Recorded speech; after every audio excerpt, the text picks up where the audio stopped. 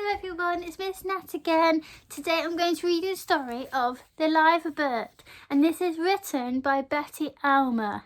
And my dad actually knows a lady who written this story.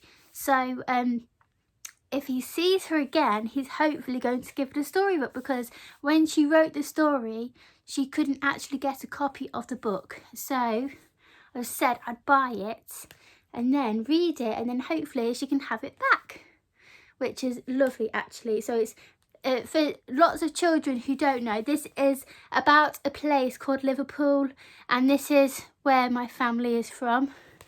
So yeah, so read the story. It is a little bit long, but it is a good story. So we'll have a look and we'll see, shall we? It says, this book is dedicated to my much loved family, past, present and future. A long time ago in 1911, the Royal Liverbird building was being constructed on the pier head in Liverpool. It was the first skyscraper to be built in Britain and would contain no fewer than 17 floors. On top there would be 2 Liverbirds, one facing the city and the other one, the one in our story, facing the River Mersey. From ground level to the top of the Liverbirds, it would measure 322 feet, a wonderful, magnificent creation. It was the splendid new head office of the thriving, prosperous Royal Liver Friendly Society. It took a small army of workmen to build it, architects, bricklayers and scaffolders to name but a few. They worked and sweated and bent their backs to the task. Now, amongst all these workmen, there was a young lad called Jack. He was 14 years old, and for his first job after leaving school, he was working as a builder's mate. One of his tasks was to help fasten the thick, sturdy ropes around the great plates of gold and bronze, which were being hauled up to create the Liverbird. These great sections were heaved up to the top, and they riveted and screwed into place over a metal frame. "Haul away!" Jack would shout as each enormous bronze plate was being pulled skywards. Jack felt that the Liverbird he had worked so hard to create was his friend. Then finally the building work was finished, and on the 19th of July 1911 there was a grand opening ceremony. Everyone of importance was there: the Lord Mayor, the city councillors, rich merchants, wealthy ship owners, and of course all the workmen and Jack. Lord Sheffield, a very important man, said, "I declare this building open." Everyone cheered. It was a great day for Liverpool. Finally, the ceremony was over. Everyone went home, the Lord Mayor to the town hall and Jack to his little house in Brick Street, which led off Park Lane near the docks. It was a warm, lovely summer evening, and he sat on his doorstep, munching on an enormous jam butty. It was made from a big slice of crusty bread with lashings of butter and thickly spread jam. He also loved chip butties, but on this day it was a jam one. He also loved chip butties, but on this day it was a jam one. He also munched. He watched his younger sister playing skipping. And what nobody could see, not Jack, nor the Lord Mayor, nor Lord Sheffield, was that high up on his tower on top of the Royal Liver building, the Liverbird suddenly opened his eyes, stretched his wings and looked around. What a magnificent view! He could see forever. When he looked straight ahead, he could see across the Mersey, past Birkenhead, across Wirral, and then across the River Dee to the hills of the North Wales. Breathtaking! Over the water, Bidston Windmill on the Bidston Hill was clearly visible against the evening sky. It was a beautiful golden sky, tinkled by setting sun and apricots pale green and turquoise, while to the west, the vast expanse of the Irish Sea seemed to have turned into a shimmering cloth of gold. From the Liverbird's vantage point, the ships which crowded the busy Mersey and filled the docks stretching along Liverpool side looked as tiny as floating nutshells. The huge tobacco warehouse at the Stanley Dock seemed to be no bigger than a very small shed. By craning his neck, he could also see that the city was built on a long, low ridge, a long, low hill of sandstone which ran parallel to the river.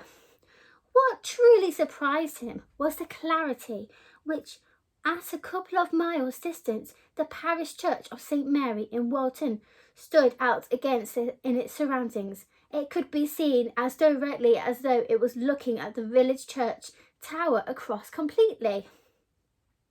Uninhibited countryside, the Liverbird could feel the thrill and the excitement and the dynamic energy that came from being at the heart of one of the world's busiest, thriving seaports, a port which was known to travellers and seafarers the world over. His sense of glorious freedom and optimism made him puff out his chest and open his wings wide with exultation. "This is my city," he thought with fierce pride, "and I love every single brick." Because he was so high up, he could see the coastline curving away to the north towards Southport, and when he looked down at the mouth of the Mersey to the estuary, he could see a number of large black feathered birds. They had long necks, webbed feet, and long powerful bills with a hook at the end. They were called cormorants, and they were diving under the water to catch a fish. The Liverbird gazed with fascination at them. "We are brothers," he thought. "They are like me. I am like them." This pleased him greatly. And then, close by, he spotted Jack, sitting on his doorstep, eating his jam butty, watching his sister skipping. The Liverbird could hear the hiss of the skipping rope as it cut through the air and the slap and hit the cobbles. He could also hear what the little girl was chanting as she skipped, and it was this: "What's your name? Mary Jane. Where do you live? Down the grid. What's number? Cucumber. Which house? Panscouse." "How pleased I am," thought the Liverbird. "I'm in Liverpool. How marvellous."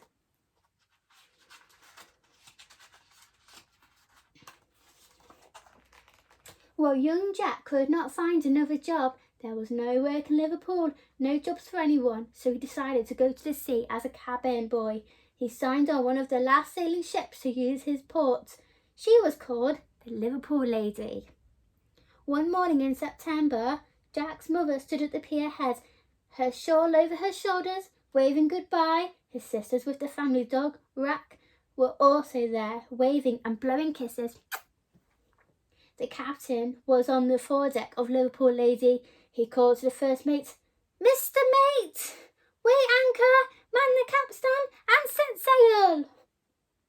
"Aye, aye, sir," shouted the mate. Then he bawled to the crew, "All hands on deck." The crew came rushing and stumbling up out on the hold of the ship. It was the mate's job to make sure that the crew worked very hard. "Come on, lads," he called to the crew. "Man the capstan," and the crew, who were on the salt encrusted sea dogs with the muscles as big as melons, set about the job in hand. Now a capstan is fastened to the deck, and this is like a tall metal drum with a flat wheel on the top, with pigeonholes painted red at the regular intervals around the rim. Each crew member took up a wooden handle called a capstan spike and placed it in one of the holes so that the handle stuck out from the capstan like the spokes on the wheel. Then each sailor took hold of a handle, bending it double with the effort, starting to shuffle around and around. With each turn of the capstan, the anchor chain was wound up and up. The mate stood at the rail of the Liverpool Lady, watching every dripping metal link of the chain as it emerged from the muddy waters of the Mersey. Then he shouted to the straining, heaving sailors as they trundled around and around, "Come on, strike up a light! Are you alive or are you dead? Is there a shantyman among you?" Now, a shanty is a work song, and one of the crew, the shantyman, immediately sang out, "Oh, say, will you never go down Rio Grande?" And the crew chorused back, "Way down Rio." Then the shantyman called out, "Those smart senoritas, they sure beat the band." And the crew answered, "And we're bound for the Rio Grande." Slowly and surely, The Liverpool lady moved into the middle of the river and her sails picked up a breeze and she began to move downstream on a full tide. The sunshine turned and the surface of the Mersey into the carpet of the twinkling silvery stars. As she made her way down river, Jack stood in the stern of the ship, watching the pier head and the Royal Liverbird building and the Liverbird slowly dwindling in size.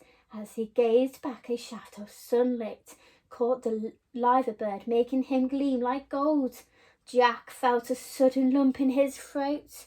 He knew that half of him would feel homesick while the other half was filled with excitement. Who knows? On this voyage he might make his fortune. Suddenly, he didn't know how or why, into his head came the words, "Liverbird, Liverbird, over the sea, Liverbird, Liverbird, come to me."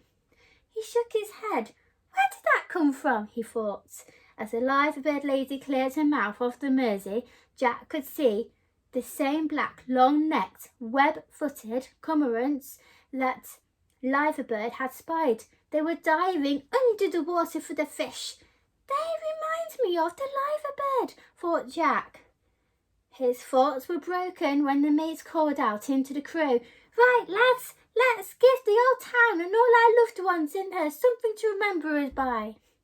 And with great fervour they sang, "Farewell to Prince's Landing Stage, River Mersey, fare thee well.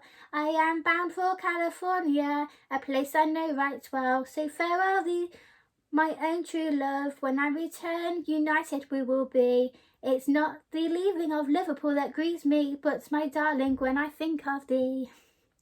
The Liverpool lady passed by a lightship 50 miles out of Liverpool, cleared the coast of Ireland and set a course for the port of Halifax in a part of Canada called Nova Scotia, which means New Scotland.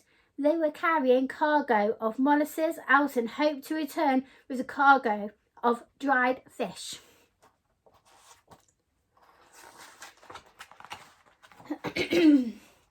Soon the Liverpool lady was ploughing her way across the wild waste of the Atlantic Ocean. Jack had never worked so hard, swabbing down the decks, polishing the mahogany woodwork, making the brass fittings gleam, helping to set the sails and swarming up the rigging to keep a lookout in the crow's nest at the top of the main nest. Now, when they were 30 days out of Liverpool and nearing the coast of Nova Scotia, Jack was in the crow's nest, keeping his eyes skinned for the first glimpse of land. It was very cold, and off the starboard bow, the right-hand side of the ship, he could see several very large icebergs. Then, when he looked out over the port bow, the left-hand side of the ship, he could see a huge water spout. It was a whale spouting out of the water, out of the blowhole on top of his head. "There she blows!" Jack cried with great excitement. A couple of days later, the Liverpool lady was sailing into the magnificent nature harbour of Halifax, passing McNab's Island, the outer extremity of the harbour. They headed for the bustling waterfront and they were soon tied up at the quayside.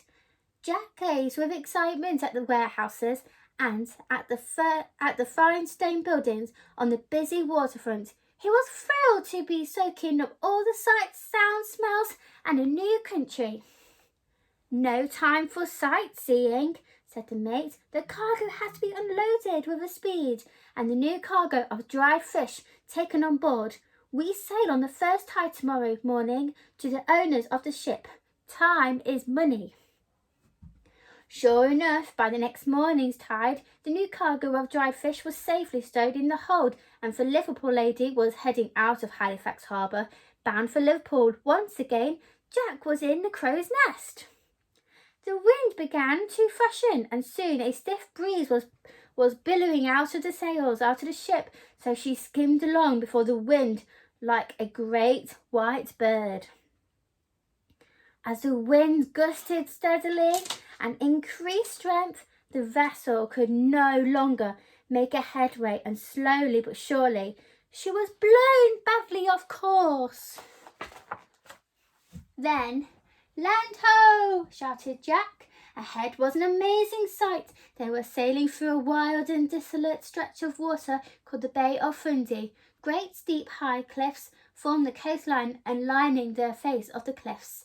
Row upon row were hundreds and hundreds of cormorants. Jack was gazing at them with astonishment when he heard the mates bawl up at him. "Jack, come down! There's a gale blowing up. You're needed on deck."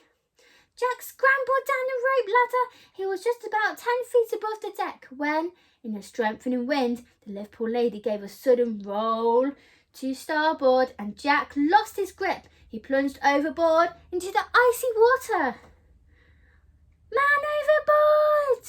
yelled the crew. "Throw him a line!" bawled his mate. The shock of the cold water almost took Jack's breath away, and spluttering and coughing and choking, he came to the surface and managed to grab the rope. "Hold on, son," called the mate. "We'll soon have you in." But no matter how hard the crew heaved on the rope, they could not pull Jack back up to board. His feet had become tangled in some old ropes and wriggling that they were dangling below the waterline.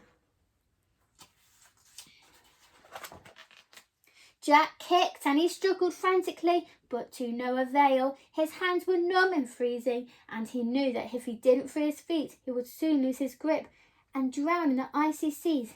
Then, from nowhere into his mind came the words, "Liverbird, Liverbird, over the sea, Liverbird, Liverbird, come to me."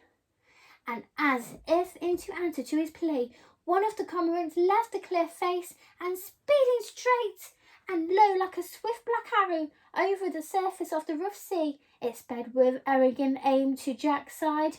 Then, as though diving for a fish, it plunged onto the water, and with its powerful beak, it tugged and it pulled the ropes that held him fast until, at last, he was free. The crew gave one mighty heave, and he was pulled up onto the deck, where he lay saturated and waterlogged, gasping and spitting out water. "It was the bird that set me free," he gasped to the mate. "It was the bird."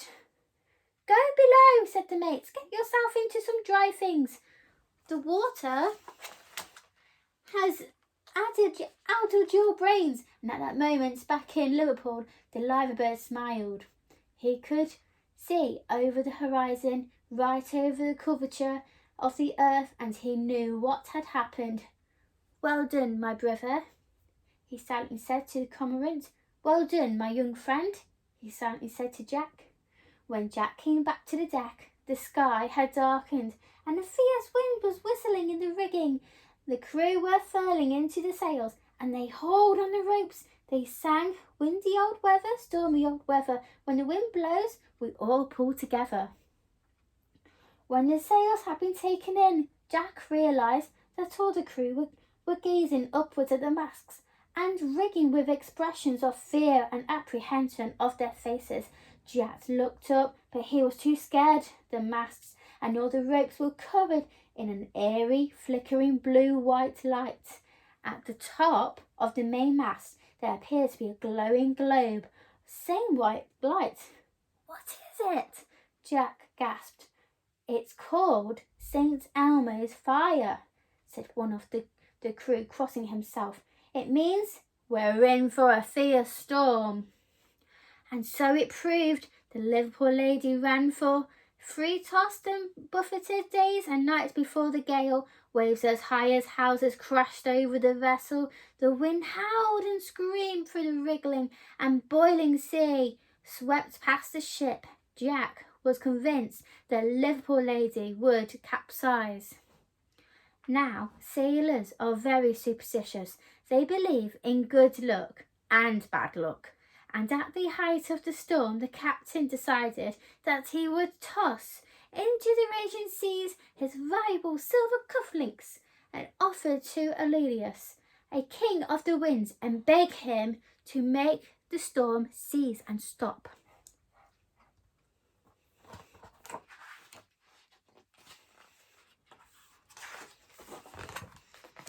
Carefully he removed the cufflinks and he threw them overboard. He said, "King of the winds, make the storm cease." By the next morning, the storm had blown itself out. When the crew looked around, they had been blown hundreds of miles, of course, and seemed to be in another world. It was dead calm. There was no sign of land. The sea was bright blue and the sun shone warmly from a cloudless sky. Most noticeable of broad, very thick, very long, matted strands of seaweed. It floated both on and below the surface of the water. "Where is this place?" whispered Jack. "It's known as the Sargasso Sea," said the mate. "We could be becalmed here for weeks. It is said that the wrecks of many good ships are trapped deep down among the seaweed, and that the sound of their ship bells can be heard when they swing and sway in the water." Jack could feel his eyes widen. Every day the sun blazed down on the decks, and in the hot air the sails hung listlessly still. "You know, Jack," said the mate, "I once heard that thousands of years ago a seafarer called Odysseus by some and Odysseus by others called at the islands belonging to Aleus, the king of the winds.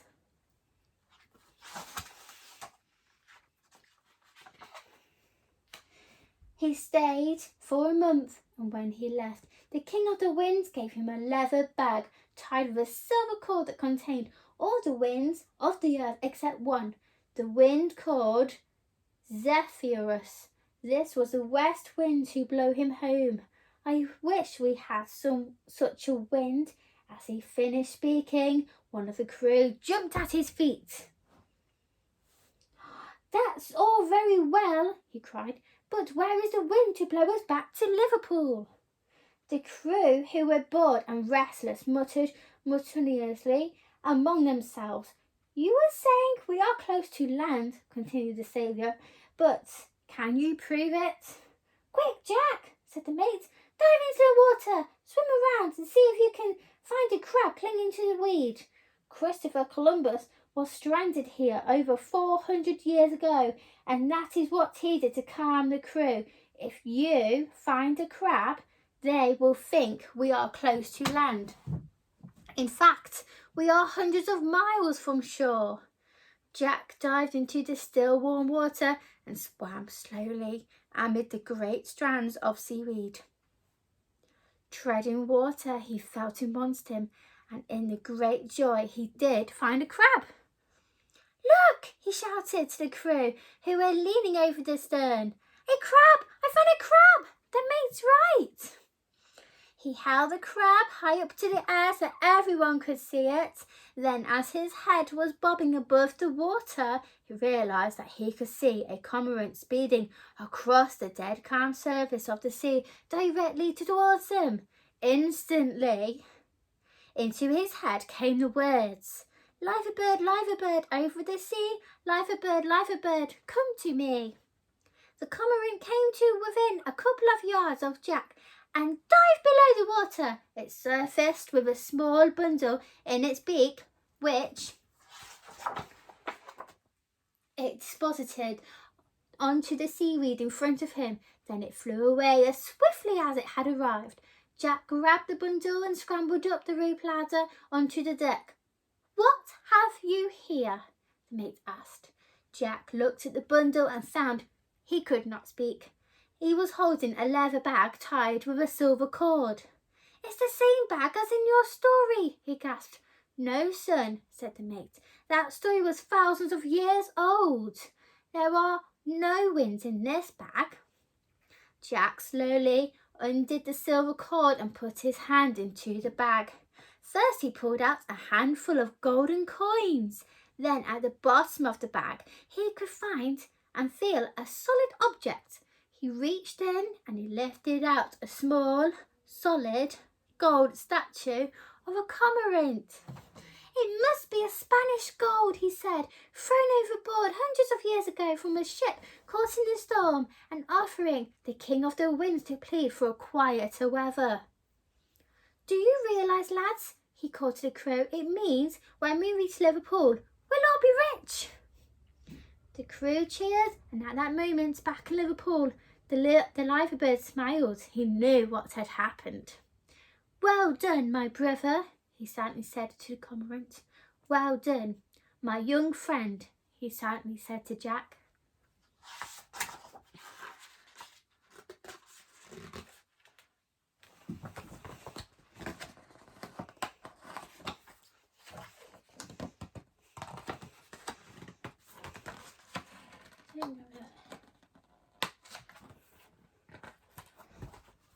But will we ever reach Liverpool? Asked Jack. We're becalmed. Not for long, sir, not for long, said the mate. We're going to whistle up the wind. What's that? Said Jack.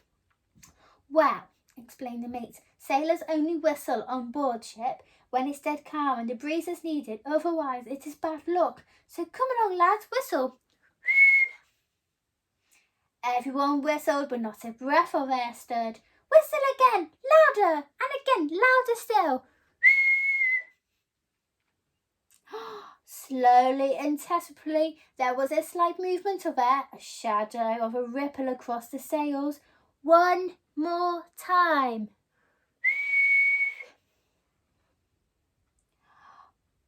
As if by magic, joyously and majestically the sails billowed and were filled by the rising breeze. The captain gave the command. Set a course for home, set a course, old dear Liverpool. Everyone cheered and cheered. With westerly winds behind her, the Liverpool lady had a swift passage home, and soon she was approaching the mouth of the Mersey. Flag signalling her arrival was hoisted high on the poles of Bidston Hill, so that the townspeople of Liverpool, who had thought he'd lost. Look, this is the Liverbird building, and these are the Liverbirds on top. And if you go to Liverpool, you will see it.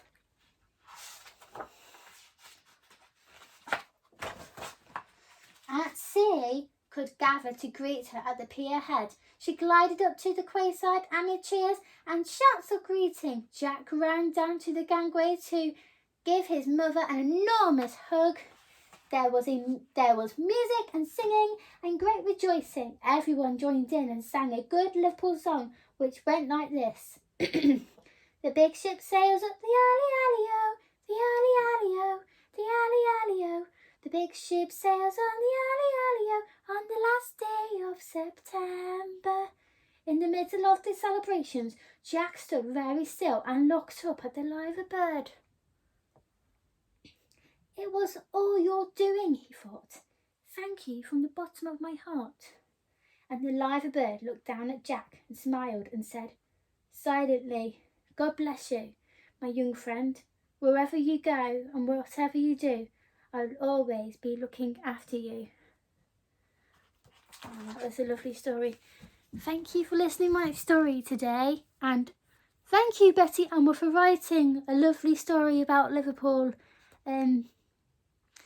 If you do go to Liverpool, it's a lovely place, and there's lots of lovely places to go to. So thank you very much for listening to my story. I know when I took Soph there, my sister, she had a lovely time, and we did go to the Liverbird building, and I showed her it, and we went on the Royal Irish Ferry, which goes on the Merseyside River, and she did like it. We had lots of fun.